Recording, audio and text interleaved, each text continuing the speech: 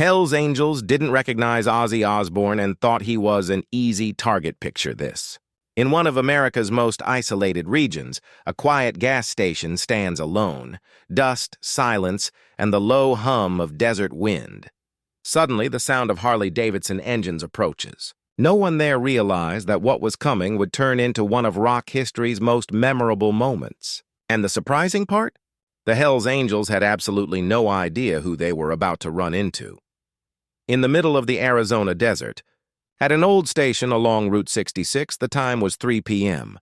The temperature was near 104 degrees Fahrenheit, heat rising off the road and making the air ripple. This spot was known to bikers, remote, calm, and the type of place where people minded their own business. Ozzy Osbourne had arrived in his aging Toyota Camry, the fuel gauge sinking past empty.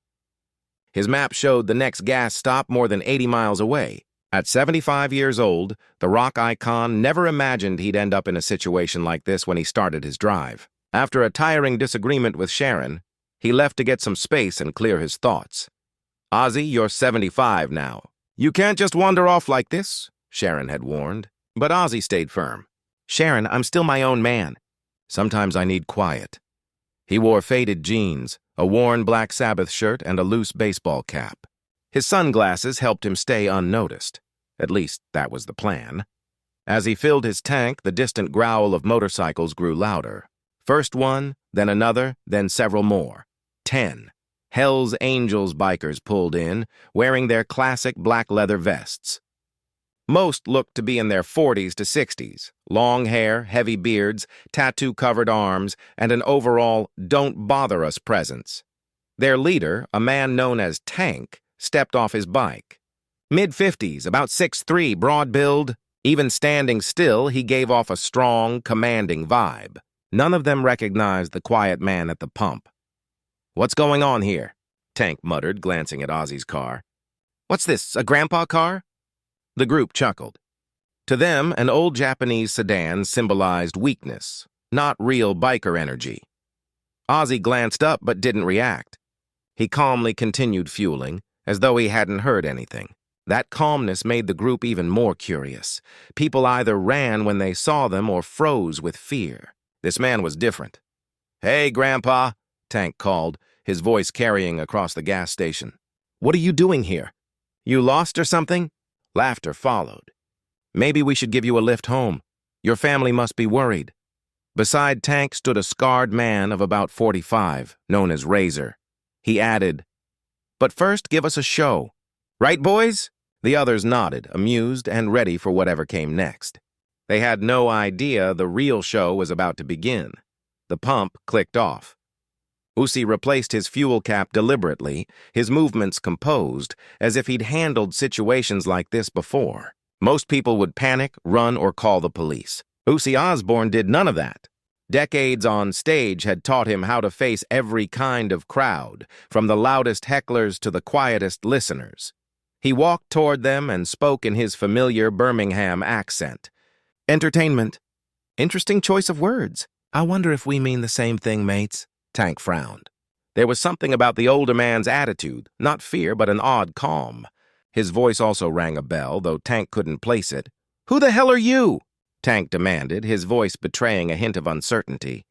Ozzy gave that crooked smile he was known for. "Just someone buying petrol, mate." "But who are you really? Come from a fancy dress party or something?" The Hells Angels were stunned. No one usually spoke to them like that, especially not someone of his age. Tank stepped forward and puffed out his chest. "We're Hells Angels, the toughest in the country. And you're picking on us." There was menace in his tone, but also something like curiosity. Why wasn't this man afraid? Why didn't he run? Ozzy cocked his head with almost childlike interest. "Hells Angels? Hey, that name rings a bell. Aren't you the ones from that Altamont concert? The Rolling Stones night in 1969, that awful night." Several members were taken aback. Many knew of the Hells Angels, but few remembered Altamont. Ozzy's reference showed he knew music history. Tank's anger flared. Altamont was a dark spot in their past, not something they liked brought up. "Yeah, that was us," Tank snapped. "And right now I'm close to breaking your nose, Grandpa." Ozzy raised his hands, palms out, in a calming gesture. Take it easy, mate. We're just talking. He spoke calmly. By the way, I was backstage at that concert once, hanging out with the Rolling Stones. Small world, right? The statement landed hard. The Hells Angels members glanced at one another. This older man had to be either fearless, confused, or someone unexpected. They began observing him more closely, his tone, his confidence, the references he made. Something felt oddly familiar. Tank studied him with growing interest. There was something in the man's voice and face that triggered recognition. "And who exactly do you think you are to be backstage with them?" he asked, suspicion mixed with curiosity. The old man shrugged casually. "I'm the former lead singer of Black Sabbath." "Well, I was. I'm retired now. Sharon and I mostly watch TV these days. She always tells me, 'Ozzy, do this.'" "Don't do that." The name stunned them. Razor stepped forward. "You're lying. Black Sabbath's singer is younger." Then he paused, looking harder at the man's face. The old man lifted his sunglasses slightly, as if silently asking to be recognized. Tank's doubt shifted into hesitation, but acceptance was difficult. "If you're really Ozzy Osbourne, prove it. Sing something." "Show us!" They formed a circle around him, examining him carefully. If this was true, they were not standing in front of just a musician, but a cultural icon they respected. Ozzy slowly removed his sunglasses, almost like revealing something personal. The familiar blue eyes, the face seen on countless posters and album covers, it was unmistakable. Silence hit them. "My God," Razor whispered. "It's really him."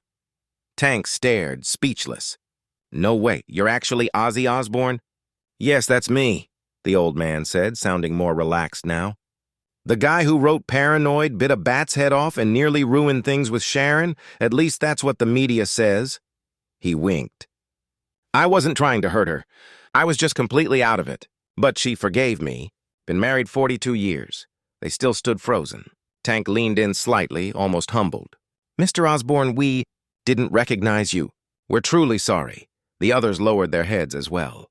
They felt embarrassed for not recognizing someone they admired.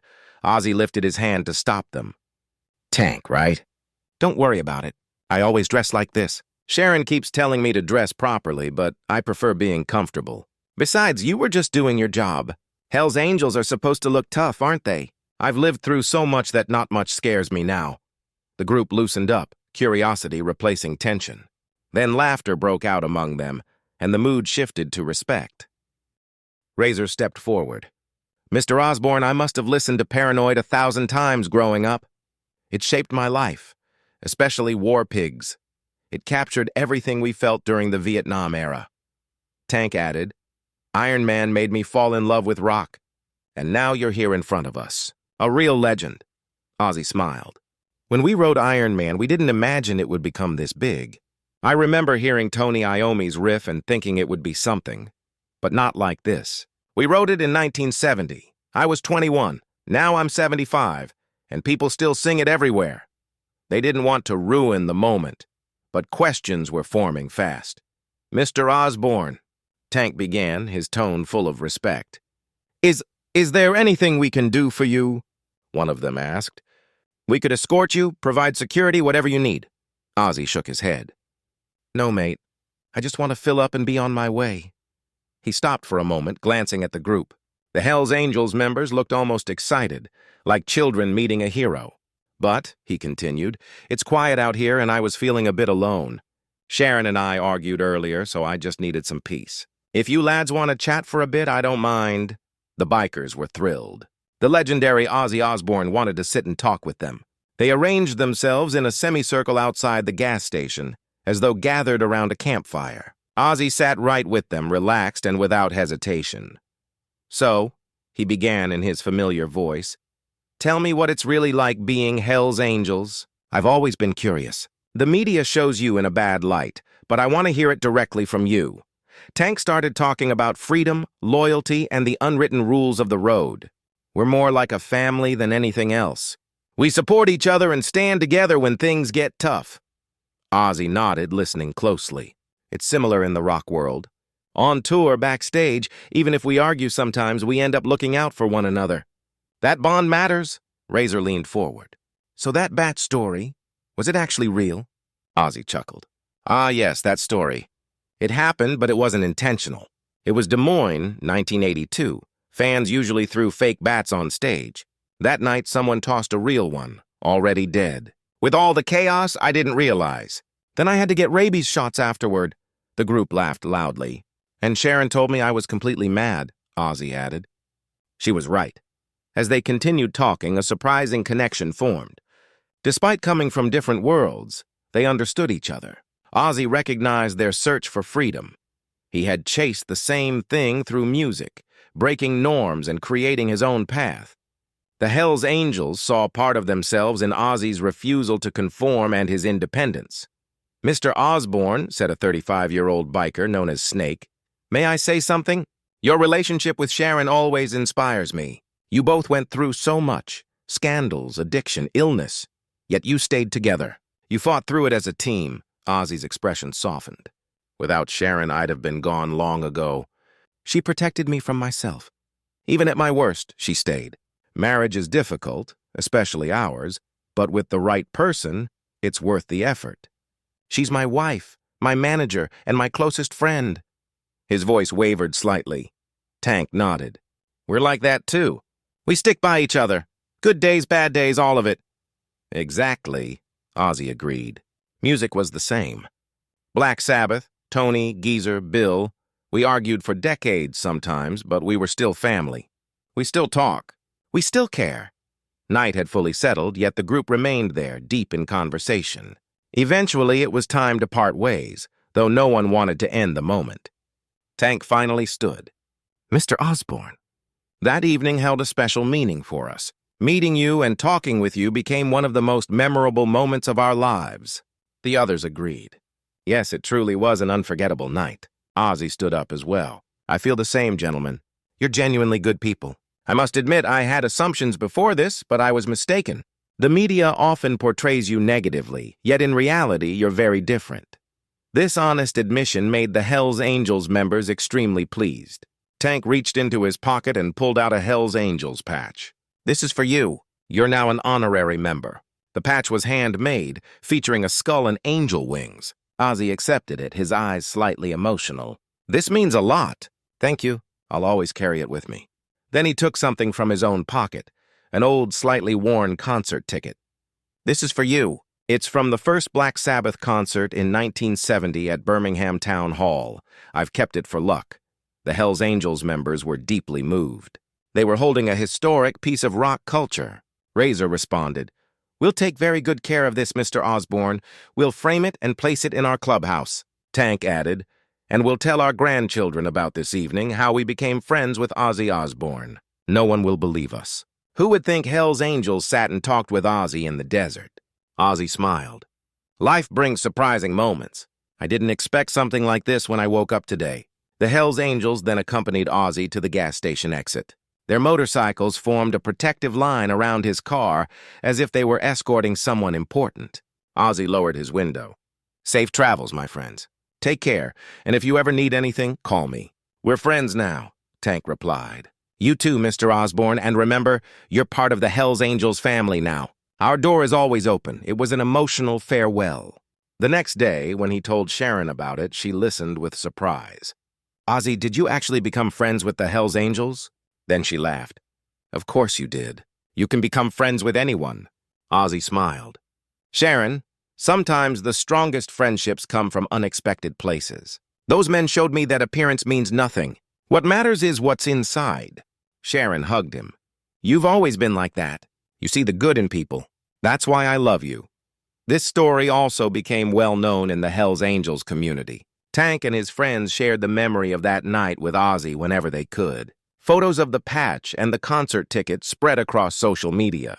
This friendship between two very different worlds once again showed that music and mutual respect have no limits, and reminded everyone how wrong assumptions can be.